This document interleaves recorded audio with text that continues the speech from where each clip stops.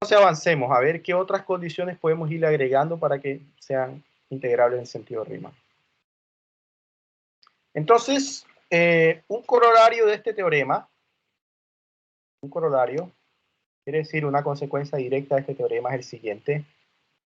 Si f es continua, entonces, miren lo que ocurre. Para todo epsilon existe un delta, de tal manera que para toda partición, si la partición es suficientemente pequeña, va a pasar que la diferencia entre la integral y la suma de Riemann,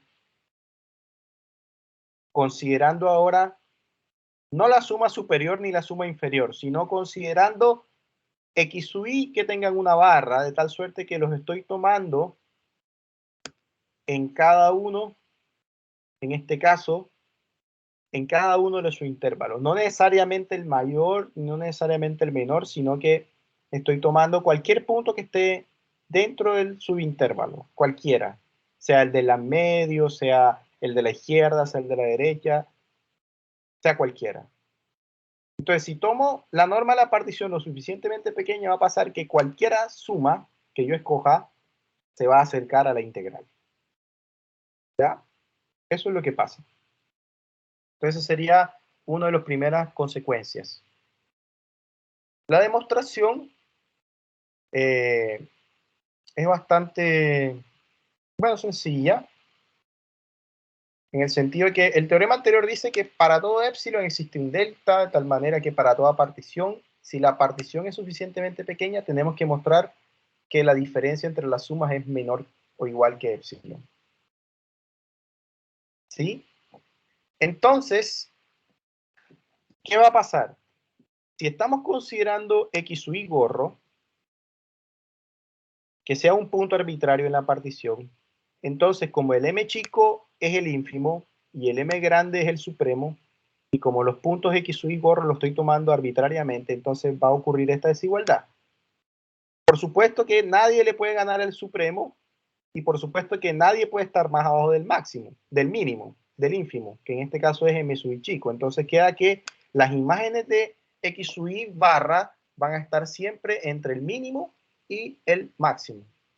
Entonces yo puedo multiplicar aquí por la longitud del intervalo, que es delta de x sub i, es decir, x sub i menos 1 en todos los miembros de la desigualdad, porque es una cantidad positiva, y después puedo ir sumando término a término, y me va a quedar que de este lado me queda la suma inferior, de este lado me queda esta suma, y de este lado me queda la suma superior. ¿Sí?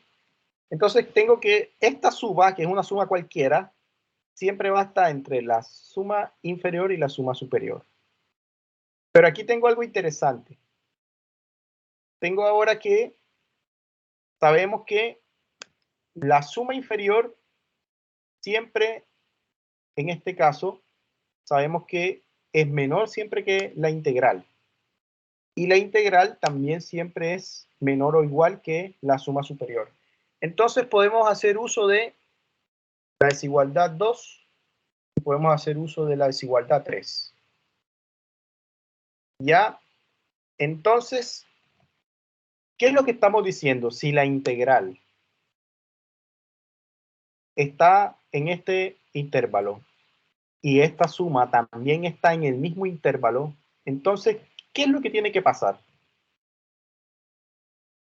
¿Cómo tiene que ser la diferencia entre ellas? Por ejemplo, lo que quiero decir es esto.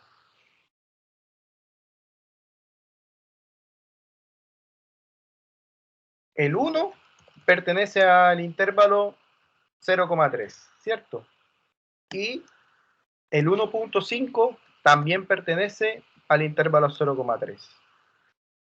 Entonces, la pregunta es, si yo hago la diferencia entre 1.5 y 1, ¿cómo es la diferencia entre ellos? Refiriéndome a si es positiva, si es negativa, o mejor dicho, ¿cómo es la diferencia de ellos en valor absoluto? Dos números pertenecen a un mismo intervalo. Hago la diferencia de ellos y los meto en valor absoluto. ¿Cómo es ese valor? Siempre.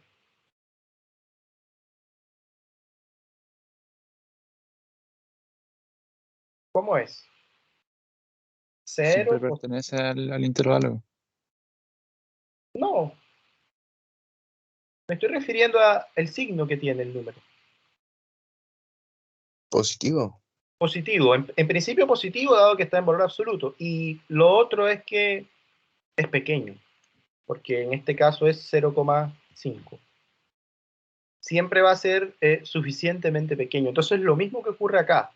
Tengo que, por 2, tengo que esta suma está en este intervalo, que va desde la suma inferior a la suma superior. Y tengo que la integral también está entre ese mismo intervalo. Entonces, la diferencia de ellos en valor absoluto siempre va a ser menor o igual que una cantidad positiva. ¿Ya? Eso es lo que ocurre. Y eso era lo que se quería demostrar, que la diferencia entre esos dos números y la integral es menor o igual que epsilon. Bueno, pero ¿qué significa eso? Hasta ahora hemos hablado de funciones integrables, pero no sabemos cómo calcular la integral todavía. Entonces, este corolario nos dice cómo vamos a poder calcular las integrales, cómo vamos a poder calcularlas, porque hasta ahora solo podíamos saber que era integrable, pero no sabíamos cómo calcular la integral. Entonces, el corolario anterior se puede interpretar en el siguiente sentido. Si la norma de la partición va a 0, entonces, ¿qué va a pasar con esta diferencia? En la medida que epsilon vaya siendo cada vez más pequeño. ¿Qué va pasando? ¿Qué es lo que uno interpreta que va ocurriendo con esto?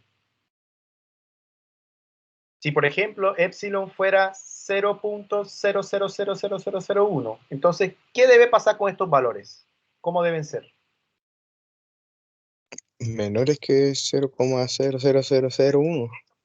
Entre ellos mismos. O sea, ¿cómo debe ser este valor en comparación con este?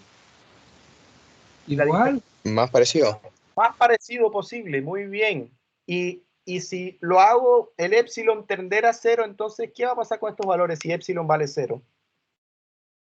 Deberían ser iguales. Deberían ser iguales. Entonces, eso es lo que pasa. Entonces, si la norma de la partición es lo suficientemente pequeña, entonces, en lugar de yo calcular la integral, puedo usar esta suma de Riemann.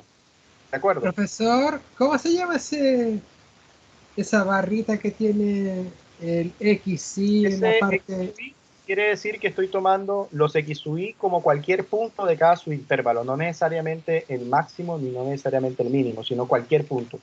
Puede ser el punto medio del intervalo, puede ser cualquier punto que yo escoja.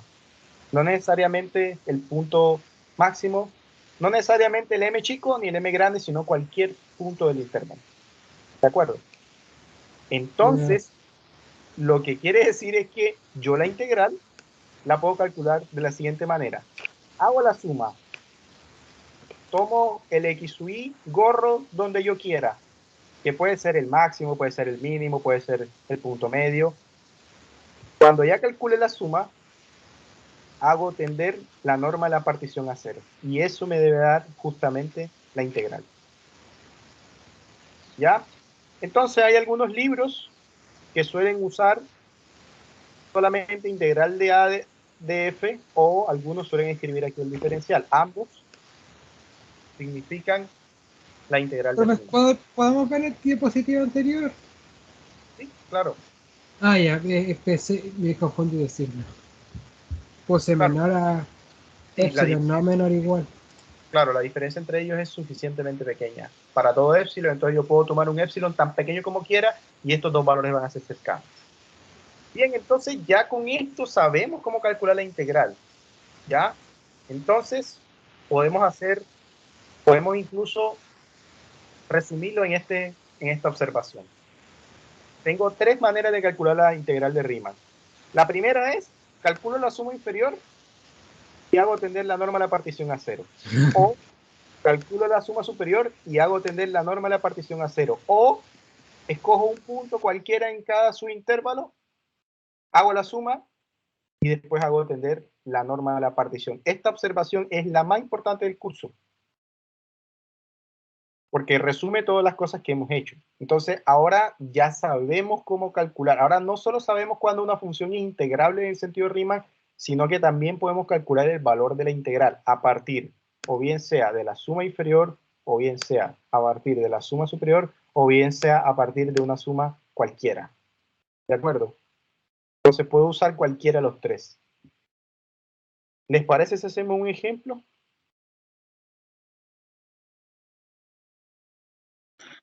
Profe, una consulta. Uh-huh.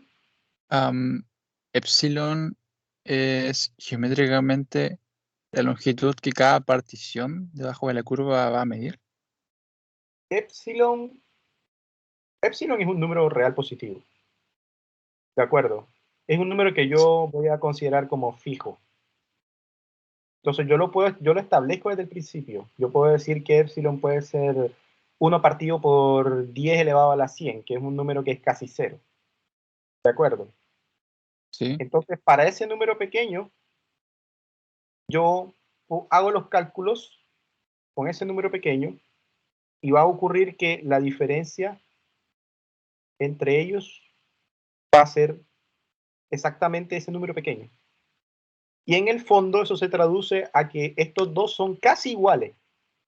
Van a tener todos los decimales exactamente igual hasta cierto punto. Y a partir de cierto punto van a ser diferentes. Esa es como la interpretación del épsilon, ¿de acuerdo? Siempre se interpreta como una cantidad suficientemente pequeña. Cada vez que hablemos de delta, cada vez que hablemos de épsilon, uno debe interpretarlo como cantidades que son infinitesimales. ¿Ya? Uno siempre considera épsilon mayor que cero, pero debe entenderlo como una cantidad lo suficientemente pequeña. Es como esto, mira. Si fijamos, mira, fijamos épsilon 0.0001. Entonces, ¿qué va a pasar? Que si yo calculo la suma esa cualquiera, bueno, primero calculo la integral, que va a ser la integral de a, b, de f. Esa me puede dar, por ejemplo, 1.41, 42, 136, 9, 8, 7, 9, 9, 9, por ejemplo. Y la suma cualquiera, la suma arbitraria que yo estoy haciendo,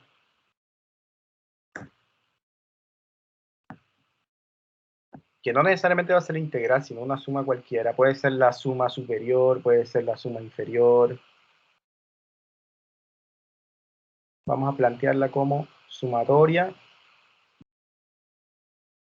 desde i igual 1 hasta n de f de x sub i barra, donde el x sub i lo estoy tomando en cada subintervalo, multiplicado por la longitud, que es x sub i menos 1, bueno, x sub i menos x sub i menos 1. Y si este es el epsilon, a ver, tiene 3, 6, 7 y 8, vamos a ver.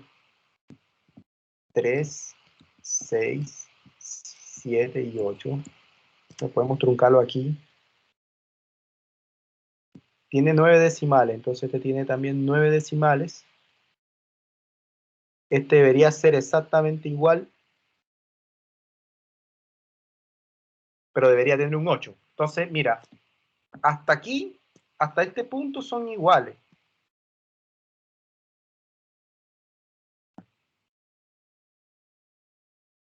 Pero como a nosotros nos interesan solo trabajar con los primeros decimales, entonces en el fondo, ¿qué es lo que estamos diciendo? En el fondo, ¿qué pasa con esos números? Para efectos prácticos, por ejemplo, para resolver un problema de ingeniería, ¿qué es más práctico? ¿O qué puedo decir de los dos valores? Que son aproximadamente iguales. Que son iguales. en el fondo son iguales, porque a uno, por ejemplo, de esos decimales que están ahí, probablemente uno pueda usar solo el primero, si acaso.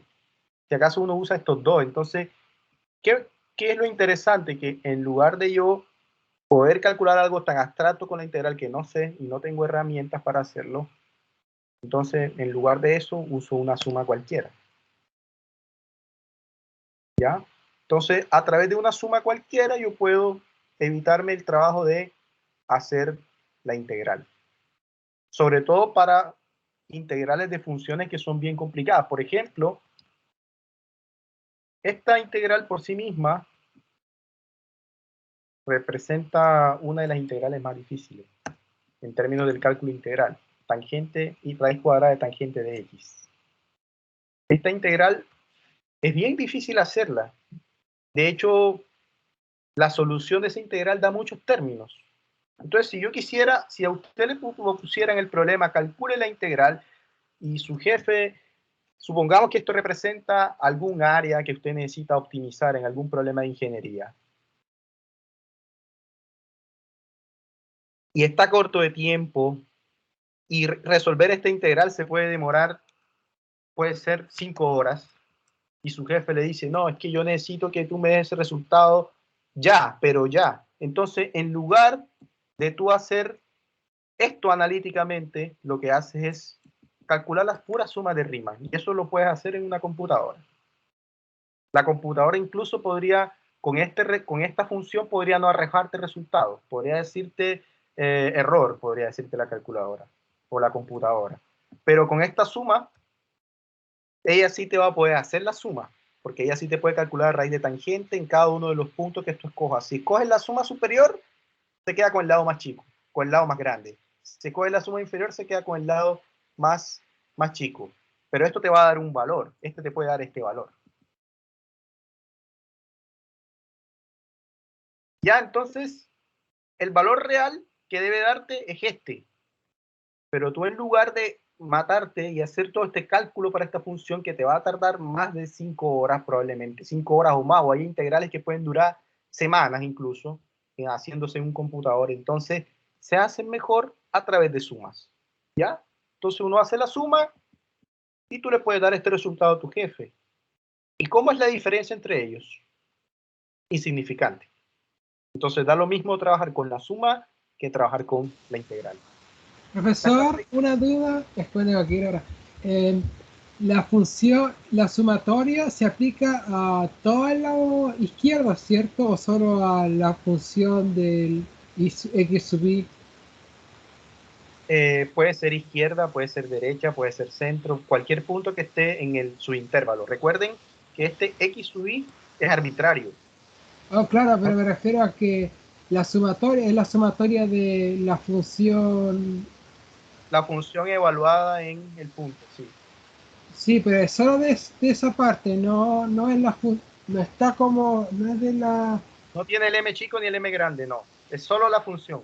No tiene el m chico ni el m Ah, grande. ya, claro, es que si hubiese estado, es que como está, no hay como un paréntesis o algo así, pensé que era la Claro, sumatoria esto incluía implica los todo otros, esto. la multiplicación. Esto es un valor que es la imagen de la función en el punto que yo Claro. estoy escogiendo, y lo voy a multiplicar por la diferencia o por la longitud de cada subintervalo. Entonces, Ah, ya. pertenece a este subintervalo. Al subintervalo. Ah, claro, claro.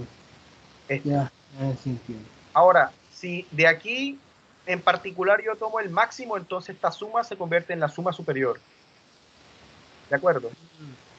Y si tomo el ínfimo, entonces esta suma se convierte, o sea, esta suma es más general que la suma superior y la suma inferior. Entonces esa es la interpretación geométrica que tienen los delta y los épsilon en este contexto. Son cantidades que son usualmente muy pequeñas y va a garantizar que estos valores de la integral y los valores de una suma arbitraria sean suficientemente cercanos. ¿Ya? Entonces, en esto se resume todas las cosas que hemos dicho. Entonces, para calcular la integral, puedo usar la suma superior, hacer tender la norma de la partición a cero, o puedo calcular la suma inferior, hacer tender la norma de la partición a cero, o puedo calcular una suma cualquiera arbitraria y hacer tender a cero la norma de la partición. Hacer tender a 0 la norma de la partición es equivalente a hacer tender el tamaño de los rectángulos a infinito. ¿De acuerdo? Eso lo habíamos dicho en una observación por acá, cuando definí la norma de la partición. Me parece que lo dije. Voy a buscarlo aquí. Aquí está. Si la norma de la partición la hago tender a 0 es equivalente a hacer tender el n, el número de rectángulos que estoy considerando, hacerlo tender a un tamaño muy grande. ¿De acuerdo? Entonces, vamos a ver un ejemplo. Vamos a ver un ejemplo donde podamos aplicar esto.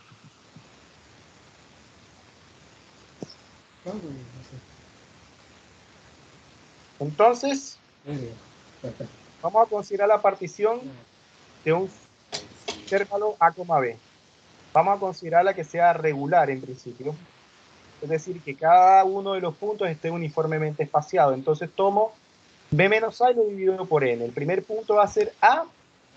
El segundo va a ser A más B menos A partido por N. El otro va a ser A más 2 veces B por A partido por N hasta que llegue hasta el B. Entonces quiere decir que la diferencia entre cada uno de los subintervalos va a ser B menos A partido por N. Eso es lo que aumenta cada uno de los puntos de la partición. Entonces tengo una partición regular. Entonces voy a hacer tender a 0 la norma de la partición. En el fondo lo que estoy haciendo es hacer tender el n hacia el infinito. Entonces yo calculo esta suma, que sería f de t sub i por el incremento, pero el incremento es b menos a partido n, sale fuera porque es independientemente del i, y solo me queda esta suma. Entonces, esto es una manera de calcular la integral de Riemann. B menos A partido por N por la sumatoria de cada una de las imágenes desde I igual 1 hasta N y el N tendiendo al infinito. Entonces, tengo esas tres alternativas. Suma inferior, suma superior o una suma cualquiera. Entonces, veamos eso en acción. No sé si tengo tiempo, pero creo que puedo hacerlo ya para finalizar.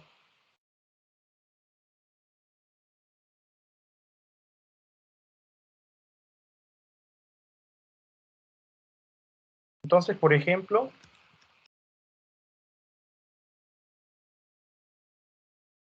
me piden calcular la integral de 0 a 1 de x elevado a la 2.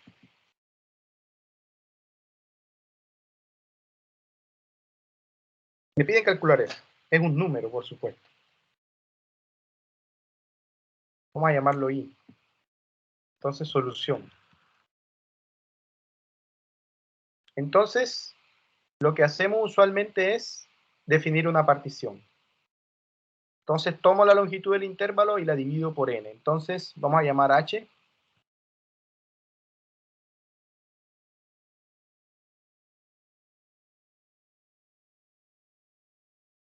Tomo b menos a y lo divido por n.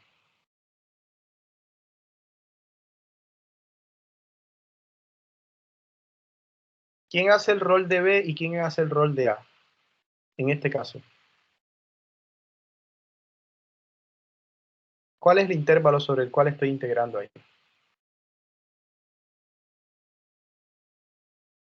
De 0 a 1. De 0 a 1, entonces sería 1 menos 0. Entonces sería 1 partido por n. Algunos textos suelen usar h, otros textos suelen usar delta de x sub i. ¿Cuál es el valor de n? N es la cantidad de rectángulos que estoy usando. No tenemos un valor fijo para n. N es arbitrario. N pertenece en este caso a los números naturales. ¿De acuerdo? No puede ser 0, por supuesto.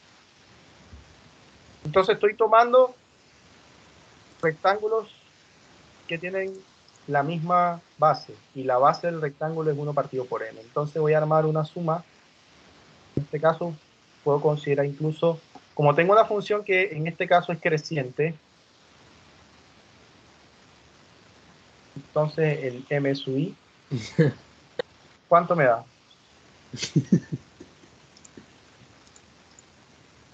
¿Cuánto me daría? El supremo de x a la 2 cuando x está en x sub i menos 1, x sub i.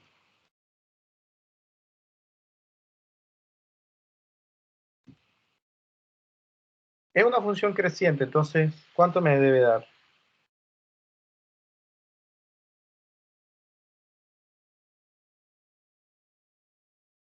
¿Con cuál de los lados me quedo? ¿X sub i cuadrado o x sub i menos 1 cuadrado? ¿Cuál?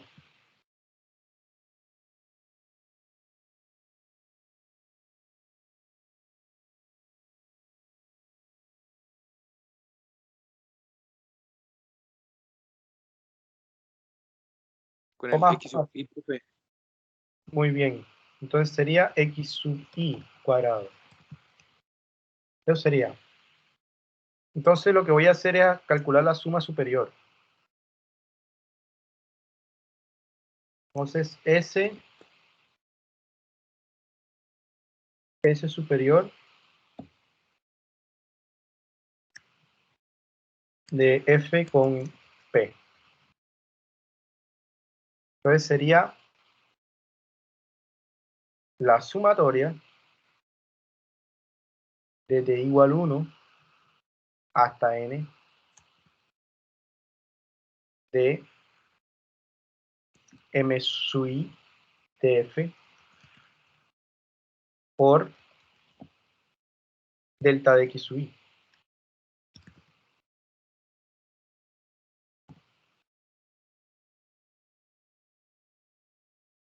Pero ya esos valores los tengo. ¿Cuánto vale m sub i de F? ¿Cuánto vale?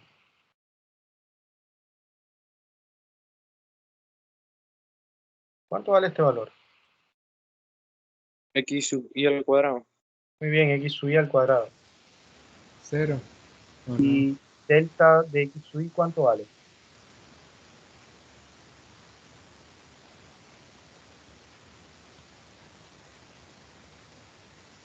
Uno sobre n. 1 sobre n, muy bien. Sí. Entonces, 1 sobre n, entonces tenemos una suma que no depende de i. Entonces tengo que la suma superior simplemente puedo sacar el 1 partido por n fuera de la suma. Entonces quedaría 1 partido por n que multiplica a la suma de los cuadrados de esos números.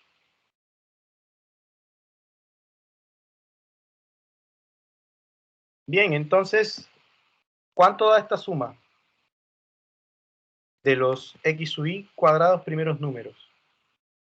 Es decir, x sub 1 al cuadrado más x sub 2 al cuadrado más x sub n al cuadrado. ¿Cuánto da eso?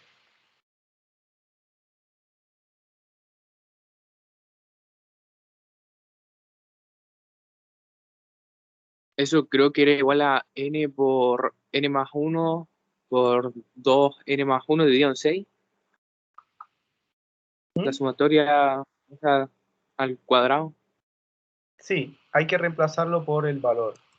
Entonces, hay que entender que los x sub i que estamos considerando tienen esta forma. Los x sub i tienen la forma 0 más i veces b partido por n. En este caso, 1 partido por n. Esa es la forma que tiene, i partido por n. Entonces uno lo que hace usualmente es reemplazar. Esto, reemplazarlo allá. Entonces quedaría sumatoria desde igual 1 hasta n de i elevado al cuadrado partido por n elevado al cuadrado, ¿cierto? Entonces, al reemplazar aquí, solo nos queda entonces quedaría 1 partido por n por la suma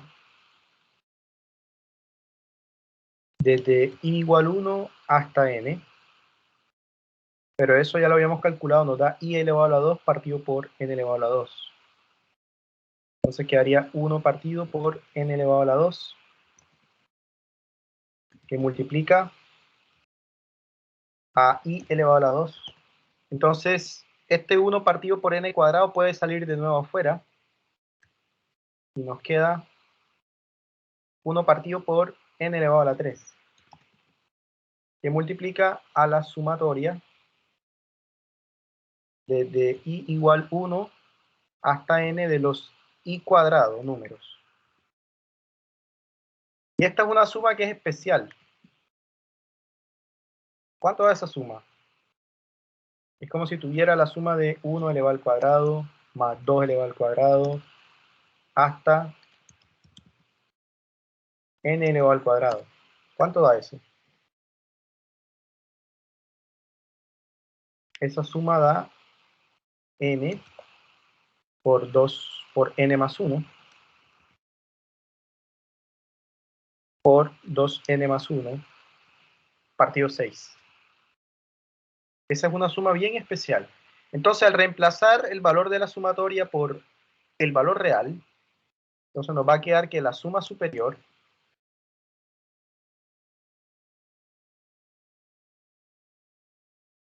va a ser todo este valor multiplicado por este otro. Eso es lo que nos da. ¿De acuerdo? Eso es lo que nos dio la suma superior. Entonces, el teorema lo que nos está diciendo, lo que mostré en la lámina, es que ahora tengo que hacer la norma de la partición igual a 0, y de esa forma voy a calcular la integral. Entonces, voy a aplicar límite en ambos lados. Entonces, de este lado, límite de la suma superior cuando la norma de la partición tiende a 0. Entonces, recuerda lo que yo les había dicho, que si la norma de la partición va a 0, entonces el n, ¿hacia dónde va? ¿Hacia dónde va el n?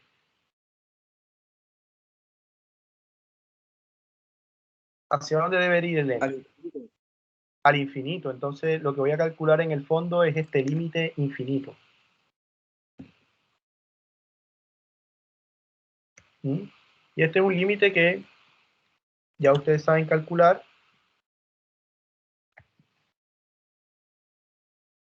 Entonces, el n cubo se distribuye aquí, aquí queda 1. Aquí queda 1 partido por 1 más 1 partido por n, aquí queda 2. Y al final la solución de esto, el límite es 2 tercios, 2 sextos. Y al simplificar esa fracción, nos queda que es 1 tercio. Entonces quiere decir que la integral que estábamos buscando nos da 1 tercio. Entonces, ahora ya sabemos cómo calcular integrales. Calculamos la suma de Riemann, resolvemos todo lo que tenga que ver con los índices y después hacemos tender el n hacia el infinito. Y lo que nos dé entonces es el valor de la integral. Quiere decir que esta integral es 1 tercio. Listo, me imagino que en la clase de la práctica deben estar haciendo ejercicios relacionados con esto. Entonces, a eso es lo que queríamos llegar. Entonces, no importa la suma que yo calcule, si sea superior o inferior, cuando haga tender el n al infinito, entonces todas las tres, tanto la superior, tanto la inferior o como una suma cualquiera, todas las tres van a dar el valor de la integral. ¿De acuerdo? Ya chicos, eso era lo que quería de alguna manera mostrar el día de hoy. Entonces, la siguiente clase vamos a hablar de algunas propiedades que tiene la integral y de un teorema que nos va a evitar hacer toda esa suma. Vamos a poder usar algunas de las técnicas que ya ustedes conocen de antiderivadas para poder, en lugar de hacer toda esa suma que es bastante complicada, vamos a poder usar ese teorema para hacer integrales de manera mental. ¿Ya? Entonces dejamos hasta ahí por el día de hoy. Gracias por su asistencia. Entonces, espero que puedan